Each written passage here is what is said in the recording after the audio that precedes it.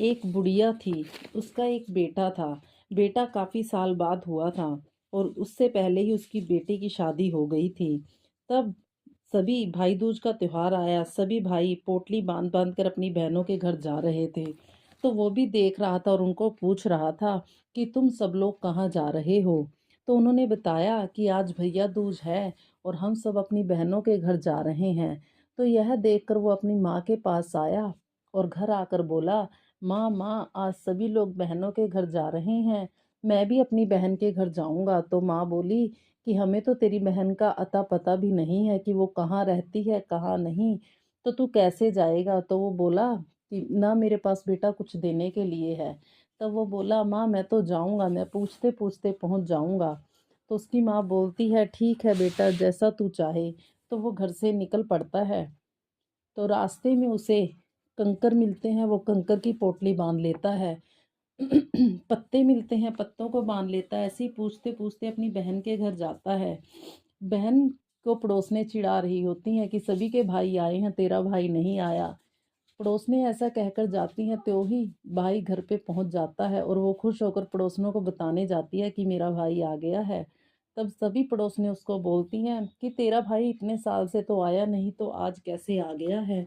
तो पड़ोसने देखने आती हैं कि कौन आया है। तो आके देखती हैं कि दिखा तेरा भाई क्या लेके आया है।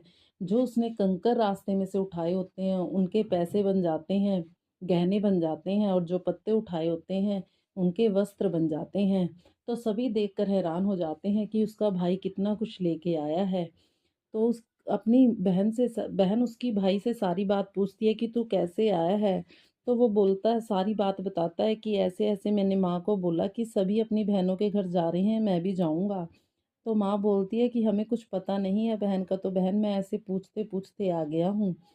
तो वो अपनी पड़ोसनों के पास भागी भागी जाती है कि भाई आया है तो क्या खिलाना चाहिए।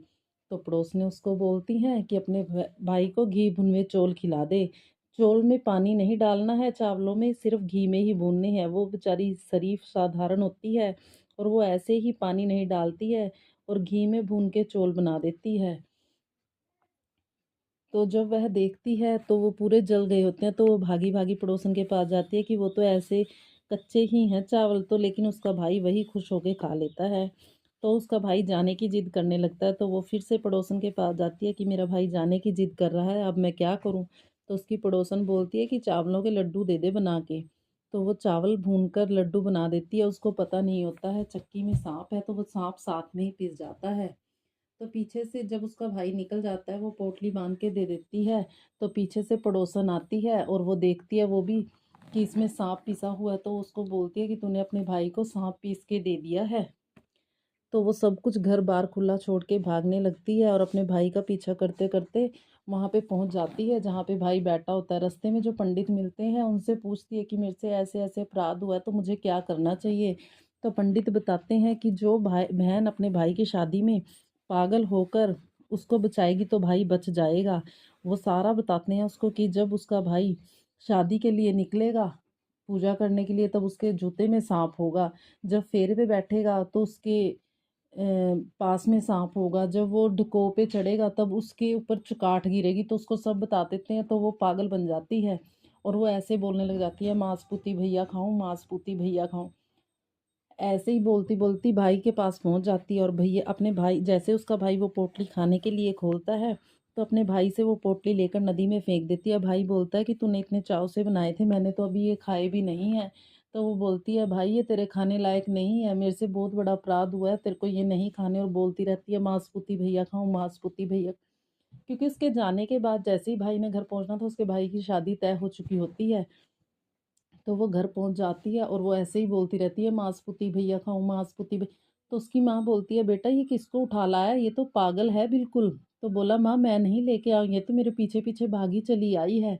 तो उसके भाई के ब्याहने का दिन आ जाता है, शादी का दिन आ जाता है। तो जैसे ही उसका भाई अ, घोड़ी के लिए आने लगता है दरवाजे में से, तभी उसके भाई के ऊपर चकाट गिरने लगती है। तो वो उसको चकाट को पकड़ लेती है। तो और सब कहते हैं देखो भाई बोली बहन ने बचा लिया, बोली बहन ने, लेकिन वो एक ही बात बोलती रहती है, मांसपुती भैया खाऊं, मांसपुती भैया। फिर उसका भाई घोड़ी पे चढ़ने लगता है तो ऊपर से पीपल का टाना टूट के गिरता है। बहन को पहले ही पता होता है तो वो पहले ही सोच लेती है कि मेरे को भाई को बचाना है, तो वो आगे खड़ी हो जाती है और भाई को उतार लेती है, घोड़ी को चोट लग जाती है। तब भी सब कहते हैं वही बोली बहन ने बचा लिया, बोली बहन ने बचा लिया। तो सभी विचार करते हैं कि इसको नहीं लेके जाना है बारात में, क्योंकि ये पागल है, ये वहाँ पे भी ऐसे ही पागलपने करेगी। तो वो पीछ उसको बंद कर देते हैं, लेकिन वो दरवाजे वगैरह तोड़ के भाई के पीछे लग जाते हैं, क्योंकि उसको सारी कहानी का पता होता है। जैसे उसका भाई फेरों पे बैठता है और फेरों से उठता है, अपने जूते पहनता है तो जूते में सांप घुस के बैठ जाता है। तो उसको पहले ही पता था, तो वो कुम्हार के घर से हंडी हुंडी पहले ही लेके आती है। तो वो जैसे उसका भाई जूता पहनने लगता है तो उसने भाई को बोलती है रुक जा भाई, मैं इसको पहले इसमें निकाल दूँ। तो वो देखता है कि ये तो फिर बहन ने बचा लिया, और इसमें तो सांप था, अगर ये जूता पहन लेता है तो मर जाता। तो वो उसमें डाल देती है, और फिर बहू को ब्याह के जैसे ही घर आते हैं तो उनके ऊपर फिर से दरवाज़ा गिरने लगता है। तो वो आगे खड़ी हो जाती है, दोनों को जोड़ी को बचा लेती है। और फिर सब कहते हैं देखो भाई इसने तो इसको फिर से बचा लिया। तो फिर जैसे ही शादी हो जाती है, सब कुछ निबट जाता है, तो वो अपनी माँ को बोलती है चल माँ अब मैं भी चलती हूँ। जो मैंने ये दिखावा किया है ये तो मेरा पागल होने का एक दिखावा था, क्योंकि जिस दिन भाई मेरे घर आया था मेरे से चक्की में सांप पिस गया था। इस कारण मेरे को उसका ये पंडितों ने मेरे को उपाय बताया था, इसलिए मैं पागल हुई घूम रही थी। इसीलिए ऐसे बोल रही थी मांसपुती भैया खाऊं, मांसपुती भैया खाऊं। माँ तेरा डोला डोला तेरे को मुबारक माँ, मैं अपने घर चलती हूँ, क्योंकि मैं अपना घर बार सब कुछ छोड़ के आई हूँ।